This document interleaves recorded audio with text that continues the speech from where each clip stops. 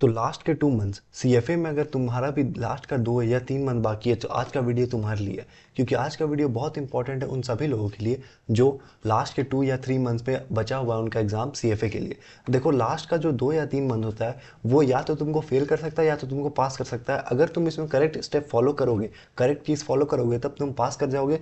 लेकिन अगर तुम इसमें करेक्टली फॉलो नहीं करोगे स्टेप्स जो मैं आज के वीडियो में बताने जा रहा हूँ, अगर तुम वो फॉलो करोगे तो तुम पास कर जाओगे। लेकिन अगर तुम वो सारी चीज़ फॉलो नहीं करोगे और कुछ और करोगे या अपना टाइम वेस्ट करोगे या सिर्फ और सिर्फ रिवीजन पे ध्यान दोगे कि नोट्स पढ़े जा रहे हैं पढ़े जा रहे हैं पढ़े जा रहे हैं, कोई कुछ नहीं होने वाला है, तुम फेल कर जाओगे। तो इसीलिए आज का वीडियो बहुत इंपॉर्टेंट है, क्योंकि सीएफए एग्जाम में चाहे तुम लेवल 1 दे रहे हो, चाहे लेवल 2 दे रहे हो, चाहे लेवल 3 दे रहे हो, सारे लेवल में लास्ट के 2-3 मंथ्स बहुत इंपॉर्टेंट होते हैं, क्योंकि उसमें ये होता है कि तुम कैसे रिवाइज कर रहे हो, ये चीज़ बहुत ज़्यादा इंपॉर्टेंट हो जाता है। तो आज का वीडियो एंड तक देखना अगर तुमको सीएफए लेवल 1 या लेवल 2 या 3 पास करना है तो, क्योंकि आज की वीडियो में मैं शेयर करने वाला हूँ अपना स्ट्रैटेजी जो मैंने यूज़ किया था अपना लेवल 1 और लेवल 2 पास करने के लिए। मैंने लास्ट के 2 मंथ्स में क्या किया था, मैंने लास्ट के 3 मंथ्स में क्या किया था, वो आज की वीडियो में डिस्कस करने वाले हैं, जो कि बहुत इंपॉर्टेंट होने वाला है। तो वीडियो एंड तक देखना। चलो आगे बढ़ते हैं। तो सबसे पहला चीज़ जो है वो है कि तुम या तो अभी तुम्हारा करंट सिनेरियो क्या होगा, या तो तुम सारा सब्जेक्ट खत्म कर लिए होगे। खत्म करने से मेरा क्या मतलब है, मैंने अपने प्रीवियस वीडियो में बोला है कि खत्म करने का मतलब है कि तुम अगर कोई लेक्चर्स देख रहे हो या तुम अगर कोई ट्यूशन लिए हो तो उसका तुम सारा वीडियो खत्म कर चुके होगे एक्सेप्ट एथिक्स। सारा सब्जेक्ट का सारा वीडियो खत्म कर चुके होगे एक्सेप्ट एथिक्स, और उसके साथ एक बार तुम कैंडिडेट रिसोर्सेज बना लिए होगे। कुछ अगर सब्जेक्ट्स नहीं बनाए कैंडिडेट रिसोर्सेज कोई बात नहीं, लेकिन तुम एटलीस्ट बहुत मैक्सिमम 70-80% तुम कैंडिडेट रिसोर्सेज बना लिए होगे। 9 सब्जेक्ट का जो भी 9 सब्जेक्ट तुम कंप्लीट किए हो उसका एथिक्स छोड़ के, ठीक है। या तो ये हुआ होगा तो या तो ये कर रहे होगे तुम, या फिर ये कर रहे होगे। अब देखो ये वीडियो ना सिर्फ लास्ट 2 मंथ के लिए नहीं है, तुम्हारे लिए पहले भी इंपॉर्टेंट है, ताकि तुम अपने आप को पहले से ही प्रिपेयर कर पाओ कि लास्ट के 2 मंथ्स में तुमको कहाँ पे खड़ा होना है। तो ये जो हम लोग अभी डिस्कस कर रहे हैं इस चीज़ पे तुमको ध्यान देना है कि यहाँ पे तुमको लास्ट के 2 मंथ पहले यहाँ पे तुमको खड़ा होना है लास्ट के 2 मंथ पहले। अगर तुम यस तुम्हारा सारा कंप्लीट हो गया सब्जेक्ट और सिर्फ एथिक्स बाकी है तो वीडियो में जो भी आगे मैं डिस्कस करने वाला है वो तुम्हारे लिए तो बहुत इंपॉर्टेंट है, तो एंड तक देखना। और अगर तुम्हारा नहीं हुआ है खत्म तो तुमको यार डबल मेहनत करना पड़ेगा। तुमको जो भी मैं इस वीडियो में डिस्कस करने वाला हूँ वो करने के साथ साथ तुमको साइड बाय साइड बाकी के सब्जेक्ट भी खत्म करना होगा, क्योंकि देखो सीएफए में तुम ऐसा नहीं कर सकते हो कि एक सब्जेक्ट तुम छोड़ के चल जाओ या फिर 2 चैप्टर तुम छोड़ के चल जाओ। तुम बहुत बड़ा रिस्क लोगे। वैसे हो सकता है कि तुम पास कर जाओ, लेकिन इसमें बहुत बड़ा रिस्क है, क्योंकि अगर उस टॉपिक से क्वेश्चन आ गया तो तुम फेल कर जाओगे। तो इसीलिए कोशिश करना कि सारा कुछ खत्म हो तुम्हारा। अगर तुम खत्म नहीं कर पाए अभी तक 2 मंथ 3 मंथ बाकी है तुम्हारा एग्जाम का, कम से कम 2 मंथ अगर बाकी है और तुम खत्म नहीं कर पाए सारा सब्जेक्ट, तो इसीलिए फोकस करना कि तुम रिवीजन लेक्चर्स जो कि यूट्यूब पे अवेलेबल है, या फिर कोई भी तुम्हारा जो भी कोचिंग तुम लिए हो उससे, या फिर तुम अपने से पढ़ रहे हो तो समरी पढ़ो चैप्टर्स का। सीएफए के बाद जो चैप्टर का समरी होता है वो पढ़ो, स्वेजर से पढ़ो, ये सारी चीज़ से पढ़ के तुरंत जल्दी से खत्म करो और क्वेश्चंस पे जाओ। कैंडिडेट रिसोर्सेज बनाओ जो भी टॉपिक तुम्हारा नहीं खत्म हुआ है उसका, एंड एग्जाम्पल्स बनाओ जो भी चैप्टर का अंदर का एग्जाम्पल है वो बहुत इंपॉर्टेंट है, क्योंकि अगर तुम ऐसा नहीं करोगे तो तुमको बहुत ज़्यादा दिक्कत होगा। तुम अगर कोई भी टॉपिक छोड़ के जाओगे तो अगर तुम्हारा बचा हुआ है तो जल्दी उसको खत्म करो और साथ ही साथ रिवीजन स्टार्ट करो, जो कि मैं आगे बताने वाला हूँ। तो अब रिवीजन कैसे करना है, रिवीजन ऐसे करना है कि फर्स्ट 30 डेज में हम लोग को एक्टिव रिवीजन करना है। एक्टिव रिवीजन मतलब है कि हम लोग क्वेश्चंस के थ्रू रिवाइज करना है, ना कि सिर्फ नोट्स पढ़ना है। नोट्स कभी मत पढ़ना। देखो सीएफए में अगर तुम ये गलती कर रहे हो कि तुमको लग रहा है यार हम नोट्स पढ़ रहे हैं, बार बार हम नोट्स पढ़ रहे हैं, हम 10 बार पढ़ चुके हैं, 15 बार नोट्स पढ़ चुके हैं, तुमको कोई फायदा नहीं मिलेगा अगर तुम क्वेश्चंस पे अप्लाई नहीं कर पा रहे हो। तो अगर तुमसे क्वेश्चंस बन रहा है तो मेन वो इंपॉर्टेंट है, ना कि रिप्रोड्यूस करना कि तुम्हारा जो भी लिखा हुआ है, जैसे हम लोग बीकॉम में रिप्रोड्यूस करते थे एग्जाम में जाके कि सारा कुछ लिख देते थे 5 पेज 10 पेज, वैसा नहीं करना है तुमको। यहाँ पे क्या करना है, तुमको फोकस करना है क्वेश्चन सॉल्विंग पे। क्वेश्चन सॉल्विंग मेन इंपॉर्टेंट होने वाला है हम लोग का सीएफए लेवल 1 या लेवल 2 एग्जामिनेशन का। तो इसीलिए हम लोग का एक्टिव रिवीजन करना है। अब रिवीजन कैसे करना है, जो भी सब्जेक्ट तुम बहुत पहले पढ़े हो, कोई तो सब्जेक्ट ऐसा होगा जो तुम बहुत पहले पढ़े हो, अगर तुम मेरा रूटीन फॉलो करते हो जो कि मैंने फॉलो किया था, मैंने जैसे सब्जेक्ट को सीक्वेंस वाइज किया था, अगर तुम मेरा सीक्वेंस फॉलो करते हो तो हो सकता है कि तुम क्यूएम बहुत पहले पढ़े हो मेरे सीक्वेंस के हिसाब से, क्योंकि हम लोग स्टार्ट करते हैं क्यूएम से। तुम फिक्स्ड इनकम पहले पढ़े हो, या डेरिवेटिव या एफएसए, तो ये चारों सब्जेक्ट हो सकता है कि तुम तो बहुत पहले पढ़े हो। जो भी सब्जेक्ट तुम बहुत पहले पढ़े हो तो और जिसमें तुम्हें उतना ज़्यादा कॉन्फिडेंस नहीं आ रहा है, वो सब्जेक्ट हम लोग को उठाना है एंड हम लोग को सबसे पहले जाके उसका कैंडिडेट रिसोर्सेज बनाना है। तो कैंडिडेट रिसोर्सेज सबसे पहले बनाओ, सीधा कैंडिडेट रिसोर्स बनाओ, कोई कॉपी नहीं खोलना है, कोई नोट्स नहीं देखना है, सीधा कैंडिडेट रिसोर्सेज पे जाओ सीएफए के वेबसाइट में एंड कैंडिडेट रिसोर्सेज बनाने की कोशिश करो। पहले बना लिया एक बार बहुत अच्छा, फिर से बनाओ।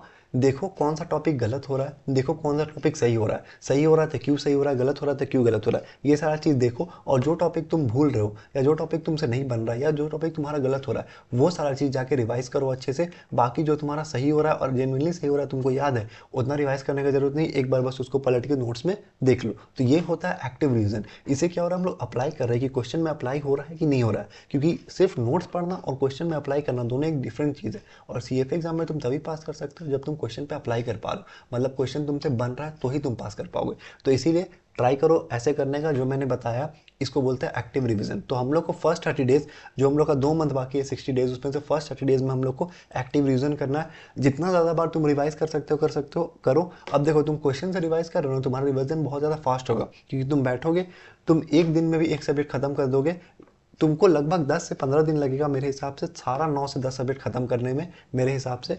और तुम 2 बार रिवाइज कर लोगे एक महीना में। और अगर तुम 2 से 3 या 4 बार रिवाइज कर लेते हो, एटलीस्ट 2 से 3 बार रिवाइज कर लेते हो अगर सीएफए का पूरा करिकुलम, तो तुम बहुत अच्छा दोगे एग्जाम में, तुम पक्का पास करोगे और तुम 90 परसेंटाइल के अबव लाओगे। तो इसीलिए ये स्ट्रैटेजी फॉलो करना कि एक्टिव रिवीजन कर रहे हैं फर्स्ट 30 डेज, एंड साथ ही साथ तुम एथिक्स कर रहे हो तो एथिक्स अब तुमको स्टार्ट कर देना चाहिए। जब तुम्हारा 2 मंथ बचा हुआ है तब तुमको एथिक्स स्टार्ट कर देना चाहिए अगर तुम स्टार्ट नहीं किए हो। और हर दिन 1 घंटा या 10 से 15 क्वेश्चन एथिक्स का तुमको बनाना ही बनाना है। वो लिख लो रूटीन में कि 1 घंटा हमको एथिक्स को देना ही है, या 10 से 15, जो भी 10 से 15 क्वेश्चन है उसका कम से कम हर दिन बनाना है, एग्जाम तक हमको बनाना है। क्योंकि एथिक्स में पीछे मत रह जाना, बहुत गंदा फंसोगे अगर एथिक्स खराब चला गया। क्योंकि एथिक्स का कोई भरोसा नहीं होता, वो खराब भी जा सकता है, वो अच्छा भी जा सकता है, वो किस्मत पे बहुत ज़्यादा डिपेंड करता है। क्योंकि तुम कितना भी पढ़ के चल जाओ, एथिक्स में 100% एक्यूरेसी नहीं आता है। तो इसीलिए ट्राई करो जितना ज़्यादा क्वेश्चन बना सके एथिक्स का बनाओ। स्टैंडर्ड्स को अच्छा तरह से समझो कि स्टैंडर्ड्स में क्या है क्या नहीं है, वो बहुत इंपॉर्टेंट होगा तुमको। और वो एथिक्स एक ऐसा सब्जेक्ट है जो कि तुमको पास या फिर सच में करा सकता है। तो इसीलिए ट्राई करो कि हर दिन 1-1 घंटा या 10-15 क्वेश्चन एथिक्स का जरूर से जरूर बनाएं।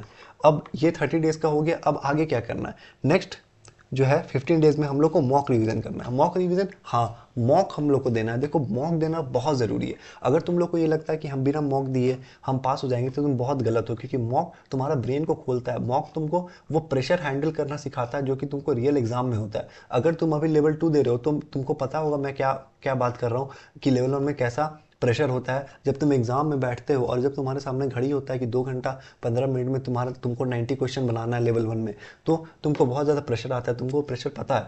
लेकिन अगर तुम पहले से मॉक दिए हुए हो तो वो प्रेशर तुमको हैंडल करना आएगा। अगर तुम पहले से मॉक नहीं दिए हो तो तुम थोड़ा सा स्कैटर्ड हो जाओगे, तुमको समझ नहीं आया कि यार क्या करे, कैसे हैंडल करे, टाइम समझ नहीं आ रहा है थोड़ा सा, अरे ये क्वेश्चन आ गया दूसरा सब्जेक्ट से, ये दूसरा सब्जेक्ट क्वेश्चन आ गया।